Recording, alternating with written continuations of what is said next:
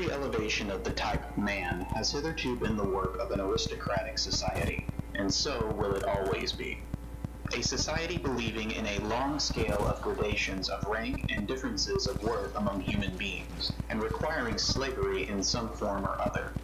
Without the pathos of distance, such as grows out of the incarnated difference of classes, out of the constant outlooking and downlooking of the ruling caste on subordinates and instruments, and out of their equally constant practice of obeying and commanding, of keeping down and keeping at a distance, that other more mysterious pathos could never have arisen, the longing for an ever new widening of distance within the soul itself, the formation of ever higher, rarer, further more extended, more comprehensive states.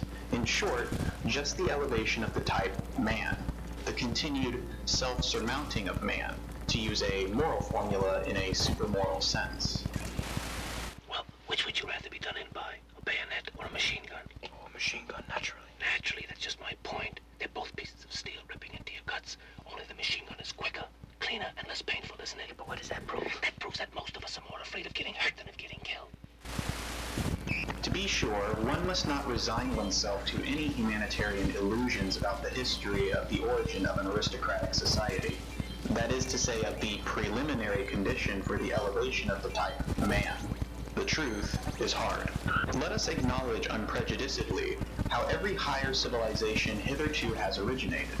Men with a still natural nature, barbarians in every terrible sense of the word, men of prey, still in possession of unbroken strength of will and desire for power, threw themselves upon weaker, more moral, more peaceful races, perhaps trading or cattle-rearing communities, or upon old mellow civilizations in which the final vital force was flickering out in brilliant fireworks of wit and depravity. Who do you think you are? No matter what she was, you had no right to kill her. She had less right to live. What was she? A creature with whom I amused myself. At the commencement, the noble caste was always the barbarian caste. Their superiority did not consist, first of all, in their physical, but in their psychical power. They were more complete men, which at every point also implies the same as more complete beasts.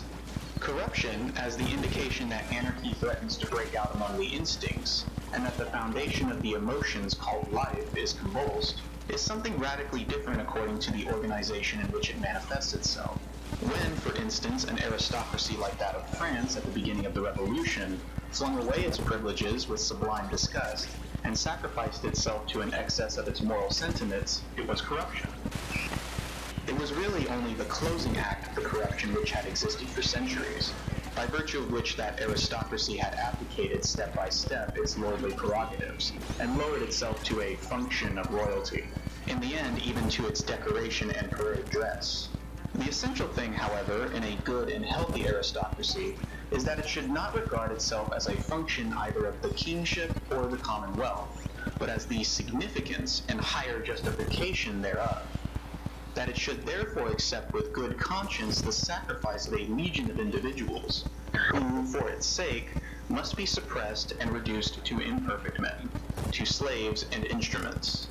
Its fundamental belief must be precisely that society is not allowed to exist for its own sake, but only as a foundation and scaffolding, by means of which a select class of beings may be able to elevate themselves to their higher duties, and in general to a higher existence.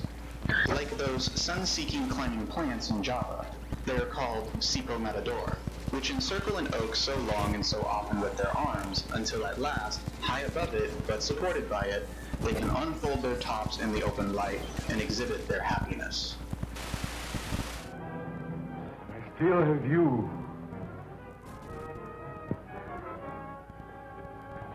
You will be the instrument of my vengeance.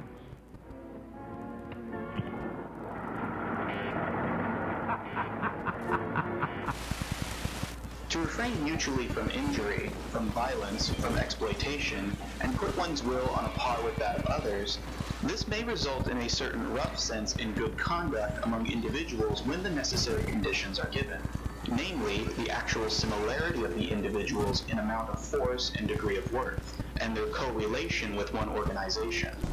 As soon, however, as one wished to take this principle more generally, and if possible even as the fundamental principle of society, it would immediately disclose what it really is, namely a will to the denial of life, a principle of dissolution and decay. Here one must think profoundly to the very basis and resist all sentimental weakness. Life itself is essentially appropriation, injury, conquest of the strange and weak, suppression, severity, obtrusion of peculiar forms, incorporation, and at the least, putting it mildest, exploitation. But why should one forever use precisely these words on which for ages a disparaging purpose has been stamped?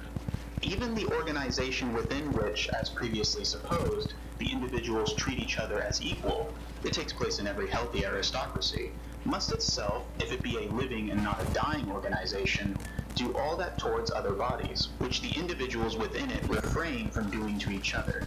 It will have to be the incarnated will to power.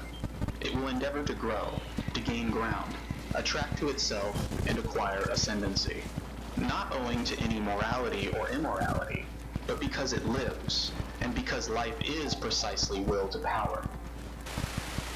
If you're really afraid of dying, you'll be living in a funk all the rest of your life because you know you've got to go someday, any day. And besides, if it's death that you're really afraid of, why should you care about what it is that kills you? You're too smart for me, Professor. All I know is nobody wants to die. On no point, however, is the ordinary consciousness of Europeans more unwilling to be corrected than on this matter. People now rave everywhere, even under the guise of science, about coming conditions of society in which, quote-unquote, the exploiting character is to be absent. That sounds to my ears as if they promise to invent a mode of life which should refrain from all organic functions. Quote-unquote exploitation does not belong to a depraved or imperfect and primitive society. It belongs to the nature of the living being as a primary organic function. It is a consequence of the intrinsic will to power, which is precisely the will to life. Granting that as a theory, this is a novelty. As a reality, it is the fundamental fact of all history. Let us be so far honest towards ourselves. He puts it like this. Suppose that in your loneliest loneliness, a little gnawing demon creeps into your heart, and he says to you, you'll have to live this whole life over again, with every pain and sorrow and joy and thought and sigh, over and over again. In the endless permutations of the world, the sandglass of existence will be turned over, and you with it, you speck of dust. Now, how will you reply to that demon?